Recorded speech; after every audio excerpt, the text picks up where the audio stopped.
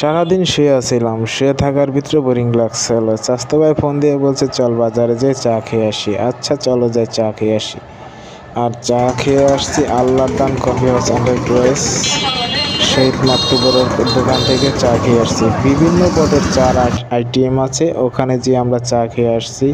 আমরা চারজন যে গিয়েছিলাম চা খেতে, আমরা জন স্বাস্থ্য ভাই ঘুরে ফিরে চা খেয়ে আসছি। এই মাতুব্বর ভাই অনেক সুন্দর চা বানায়, সবাই যে খেয়ে আসতে পারেন। আমাদের তাম্বুলখানা বাজার ফরিদপুর, বিকজ তাম্বুলখানা অনেক সুন্দর ওয়েদার চা বানায়। চা খেতে অনেকটা ভালো লাগছে। আর অবশেষে আমার স্বাস্থ্য ভাই কি বলে শুনে যান। আরে কি চা শোন, এটা হলো পায়েস চা।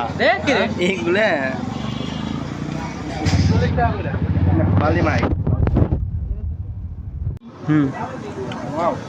ভাইয়া